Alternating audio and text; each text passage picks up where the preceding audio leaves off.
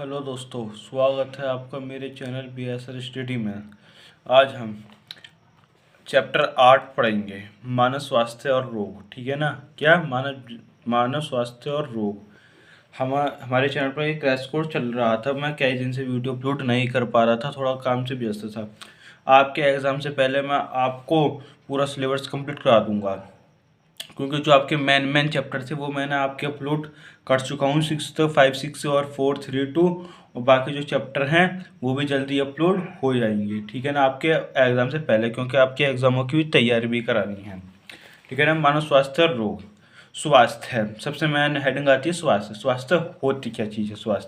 स्वास्थ्य शरीर की उस अवस्था को कहा जाता है जिसे प्राणी शरीर के शारीरिक, मानसिक तथा सामाजिक रूप से पूर्ण स्वास्थ्य हो, मतलब उसका कोई परेशानी नहीं हो। 7 अप्रैल को विश्व स्वास्थ्य दिवस मनाया जाता है।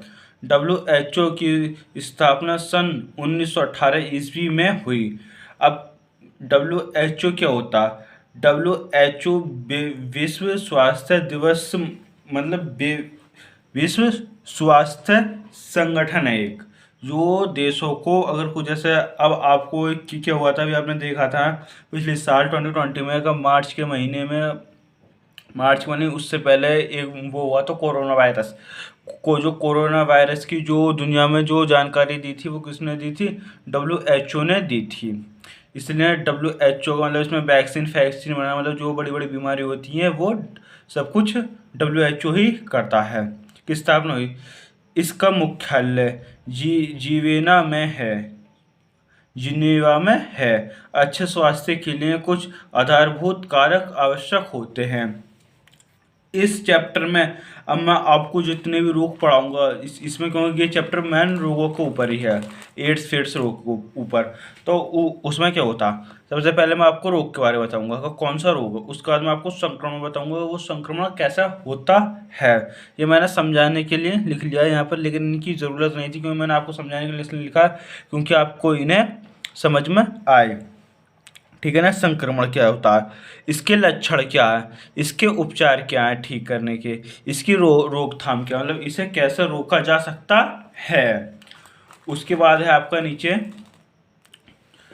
रोगों के प्रकार, मतलब ये रोग कितने प्रकार के होते हैं। यह रोग 2 प्रकार के होते हैं। नंबर ए जन्मजात रोग, नंबर बी उपार्जित रोग। जन्मजात रोग क्या होते हैं? जन्मजात रोग वो होते हैं मतलब एक पीढ़ी से दूसरी पीढ़ी में जाना या जन्म से ही उत्पन्न होना। क्या क्या क्या क्या कहलाते हैं? जन्मजात रोग कहलाते हैं। अब उपार्जित रोग क्या होते हैं? ये रोग मतलब जन्म से नहीं होते, बल्कि जैसे हाथ हाथ कटना या पैर कटना या चोट लगनी, ये मतलब पैदा होने के बाद होते हैं। यह रोग भी 2 प्रकार के होते हैं। सबसे पहले अभी मैं आपको पढ़ाता हूँ जन्मजात रोग क्या होते हैं। जन्मजात रोग एक पीढ़ी से दूसरी पीढ़ी में हो, ये मतलब एक पीढ़ी से दूसरी पीढ़ी में जाना, यहाँ पर हो की जगह जाना था, ठीक है, जाना, या कोई भी रोग जन्म से होना जन्मजात रोग कहलाता है। क्या कहलाते हैं ये जन्मजात रोग कहलाते हैं। उसके बाद था आपका दूसरा उपार्जित रोग। ठीक है, कौन सा था आपका? उपार्जित रोग। ये रोग जन्म से ही नहीं होते, बल्कि जन्म के बाद किन्हीं कारणों से होते हैं। यह रोग भी 2 प्रकार के होते हैं। नंबर संक्रमक या असंचरणीय रोग। दूसरा असंक्रमक या असंचरणीय रोग। संक्रमक या संचरणीय रोग क्या होते हैं? वह रोग एक व्यक्ति से दूसरे व्यक्ति में चेचक, खाद, खसरा, मलेरिया आदि, मतलब ये मतलब एक व्यक्ति से दूसरे व्यक्ति में फैलना। क्या? फैलना। एक व्यक्ति से दूसरे व्यक्ति में फैलना, जैसे चेचक भी फैल सकती है, दाद भी फैल सकते हैं, खसरा, मलेरिया आदि, ये एक व्यक्ति से दूसरे व्यक्ति में ये रोग फैलते हैं। इसलिए इन रोगों को क्या कहते हैं? संक्रमक या संचरणीय रोग कहते हैं। ये किसके अंदर आते हैं? उपार्जित रोग के अंदर आते हैं। इसमें दूसरा है असंक्रमक या असंचरणीय रोग क्या होते हैं। यह रोग एक व्यक्ति से दूसरे व्यक्ति में नहीं फैलते हैं, जैसे कुपोषण, कैंसर, हाई बीपी या लो बीपी या हृदय संबंधी रोग कोई भी हो सकता है, मतलब कि एक व्यक्ति से दूसरे व्यक्ति में नहीं फैलते हैं। संक्रमण में क्या था, उसमें एक इंसान से दूसरे इंसान में वो रोग फैल रहे थे, ठीक है ना।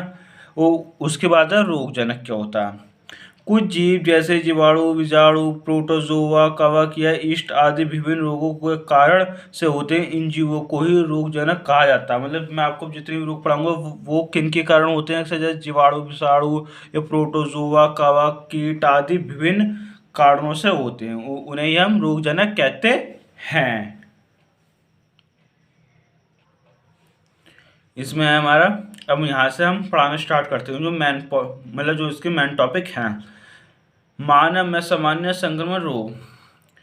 मानव में होने वाले संक्रमण रोगों को उनके रोग कारकों के आधार पर निम्न प्रकार से समझा जा सकता है, मतलब उसे कई प्रकार से समझा जा सकता है। नंबर 1 आते हैं ये, ठीक है ना। नंबर 1 के अंदर ये कई पॉइंट हैं, इसमें क्या है, ये कई पॉइंट हैं नंबर 1 के अंदर। जैसे कि नंबर 1 है, इसके अंदर कई पॉइंट है, 4-5 पॉइंट हैं। नंबर 1 मतलब एक के अंदर क्या आपका, आप इसे ए मान लो, जैसे ए मतलब कि आपका ए पॉइंट है, ए के अंदर 1 पॉइंट आ गया, ठीक है ना। जैसे विषाणु जनित मानव रोग। विभिन्न प्रकार के विषाणु मानव में अनेक रोगों से फैलते हैं। कुछ प्रमुख रोग जैसे जुखाम, इन्फ्लुएंजा, हेपेटाइटिस, चेचक, चिकनगुनिया आदि, ठीक है ना। वो विषाणु जनित मानव रोग थे, ठीक है ना। जुखाम क्या होता है, यह अधिकतर रीनो वायरस या कभी कभी कोरोना वायरस के द्वारा होता है। जुखाम जो जुखाम था, अभी कोरोना वायरस चला था, ठीक है ना। ये इसका संक्रमण कैसे फैलता है, इस रोग का संक्रमण तथा संचरण संक्रमित व्यक्तियों के खांसने छींकने से वायु में मुक्त बिंदु कणों द्वारा होता है। मतलब एक व्यक्ति खांसता है, छींकता है, तो उसके द्वारा ये रोग होता है संक्रमण। इसका उपचार क्या है, वास्तव में जुकाम का कोई इलाज नहीं है। हकीकत बात है, ये जो उपचार है, मतलब इसका जुकाम का कोई उपचार ही नहीं है दुनिया में अभी तक। पर परेशानी को कम करने के लिए एंटी हिस्टोमिन आदि दवाओं का सेवन करते हैं। मतलब जो ज़्यादा से ज़्यादा परेशानी होती है उसे कम करने के लिए इन दवाओं को इन दवाओं को प्रयोग में लाते हैं। दूसरा है इसमें डेंगू बुखार या रीढ़ की हड्डी का बुखार, या तो इसे हम डेंगू बुखार या इसे हम रीढ़ की हड्डी का बुखार भी कहते हैं। यह बुखार डेंगू विषाणु के कारण होता है, ठीक है ना। कि ये किसके कारण होता है, डेंगू विषाणु के कारण होता है। इसका संक्रमण कैसे फैलता है, इस रोग मच्छर की एक प्रजाति एडिस एटिस एजिप्टाइप के द्वारा फैलता है। किसके कारण फैलता है, एपिटाइस के द्वारा फैलता है। इसके अब लक्षण कौन कौन से, जैसे हल्का बुखार, थकान, बदन दर्द, जुकाम, खांसी, छींकना, नाक बहना आदि। इसके परीक्षण इलाज द्वारा किया जाता है। अगर मतलब ये कोई भी चीज़ अगर आपके शरीर में होता है तो आपको डेंगू बुखार की या रीढ़ की हड्डी का बुखार हो सकता है। और इसके अब उपचार कौन कौन से हैं, इसके उपचार भी देख लेते हैं। डेंगू के रोकथाम के लिए मच्छर मारने वाली क्वाइन या मच्छरदानियों का प्रयोग करना चाहिए। इसकी कोई विशेष दवा नहीं है, परंतु पैरासीटामोल आदि का सेवन लाभकारी होता है, ठीक है ना। ये आपका पैरासीटामोल है लिखा हुआ, जो ये आपका पैरासीटामोल है। उसके बाद आता है आपका इसमें तीसरा पॉइंट,